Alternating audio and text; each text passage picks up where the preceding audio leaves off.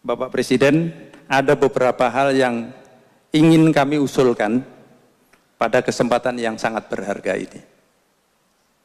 Pertama, memperbaiki layanan publik guna memperoleh kemudahan, kecepatan, kepastian, dan kesederhanaan perizinan, usaha ketenagalistrikan, dan sertifikat profesi dengan memusatkan perizinan pada satu pintu. Dua, segala layanan listrik masyarakat dilakukan secara online, terintegrasi antara instalatir atau kontraktor listrik, pemerintah, Pemda, dan PLN.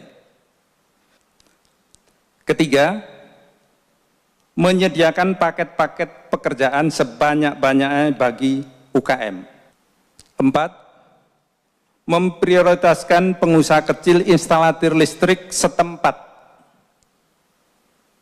untuk pekerjaan jaringan listrik pedesaan, layanan teknik rumah tangga, dan pekerjaan sederhana seperti dulu. 5. Pendidikan dan pelatihan gratis untuk capacity building, anggota pengusaha kecil khususnya on the job training pada proyek-proyek pembangkitan, karena belum ada kompetensi, karena juga belum ada kesempatan untuk masuk di pekerjaan-pekerjaan pembangkitan.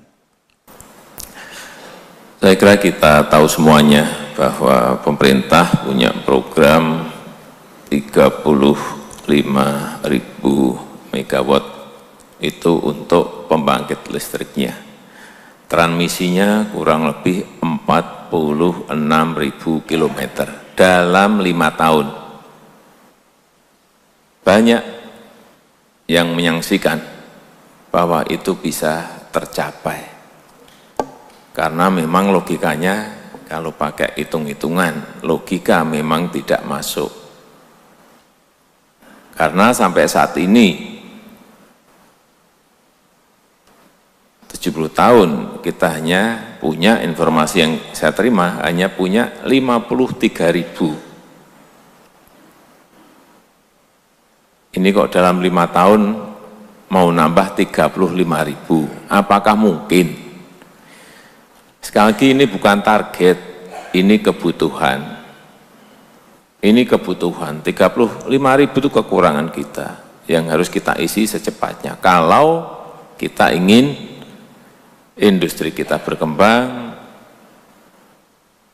usaha-usaha kecil, usaha mikro, usaha menengah yang ada di kampung, yang ada di desa, semuanya juga ikut berkembang. Kemudian anak-anak kita di banyak sekali kabupaten kota dan desa juga bisa belajar di malam hari. Jadi saya sampaikan kepada Menteri, ya dengan cara apapun, ini harus bisa diselesaikan. Kalau biasa kerja 1 shift, ya sekarang kerja 3 shift. Berarti kalau 3 shift kan 5 tahun kali 3, 15 tahun artinya. Tapi dikerjakan siang malam. Sampai saat ini, akhir Desember kemarin yang sudah ditandatangani ada 17.300. Dan ini sudah beberapa kemarin saya datangi, sudah dimulai. Tetapi sekali lagi ini pekerjaan besar. Tentu saja kalau saya sebetulnya akan sangat senang sekali kalau yang 35.000 megawatt ini semua anggota dari APHI dan AKLI bisa semuanya terlibat dalam proyeknya. Lah nanti setelah ini rampung juga dalam mendistribusikannya ke rumah tangga, ke industri, ke hotel, dan lain-lain. Siapa sih yang bisa melakukan itu? Enggak ada lain, Bapak Ibu semuanya. Masa PLN mau nyambungin sendiri kan enggak mungkin. Hanya masukan-masukan tadi, saya masih belum detail ya. Tolong nanti mungkin dengan menteri atau lebih detail, memang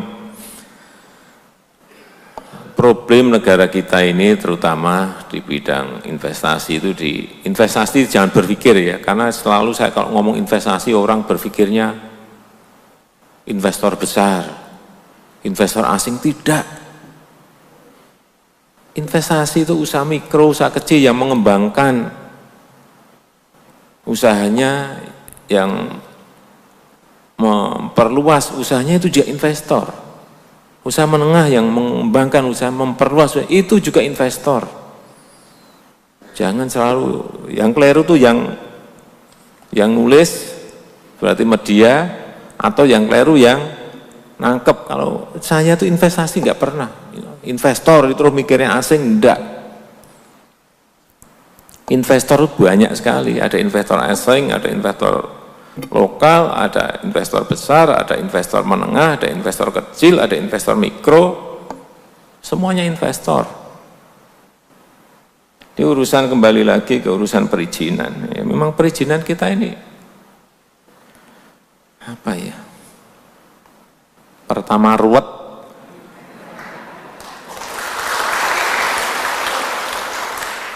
yang kedua bertele-tele, yang ketiga dari meja ke meja nggak rampung-rampung, yang keempat harus bayar semuanya.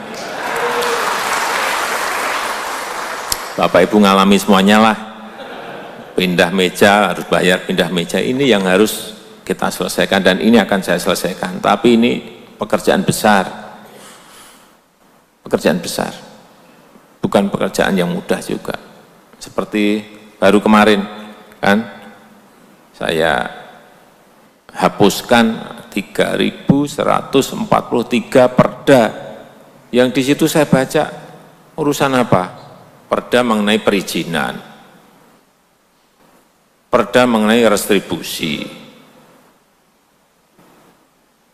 Itu kan nambah masalah saja, nambah ruwet itu perda-perda seperti itu.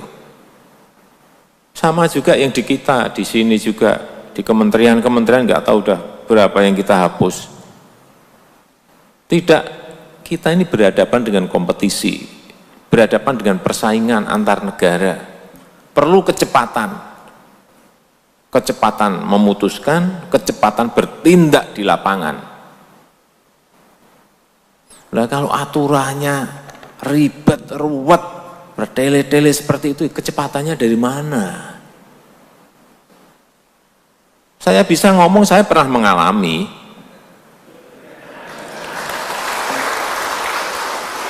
Bapak Ibu juga sekarang sama juga.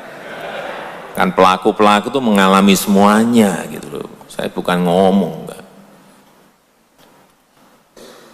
Coba saya berikan contoh. Ngurus yang kecil aja lah, siup. Coba siup saja.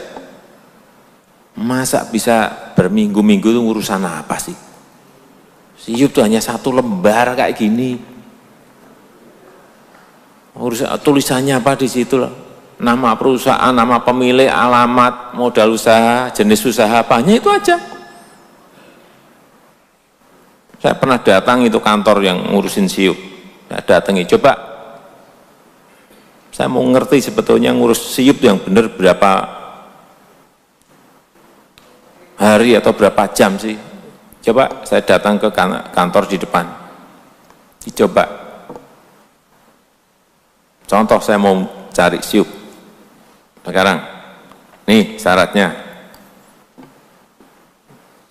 Diketik computerized. Saya meniti hanya 2 menit. Rampung. Lah kok bisa berminggu-minggu? Saya tanya, ini sudah jadi kok bisa berminggu-minggu tuh? Ruwetnya di mana? Saya tanya yang di kantor depan. Pak, ini yang lama yang di lantai 3, Pak. Kok ada lantai 3 itu, apa itu lantai 3? Itu Pak yang tanda tangan di bawah Pak. Aduh. Tanda tangan itu kan nggak ada 1 menit. Iya enggak? Apa sih tanda tangan gini kan 2-3 detik rampung gitu loh. Saya jengkel, saya naik ke atas lantai 3, saya datangi. Untung saja kepala kantornya itu nggak ada. Kepala kantornya ada nggak tahu, mungkin saya emosi, saya gaplok betul itu.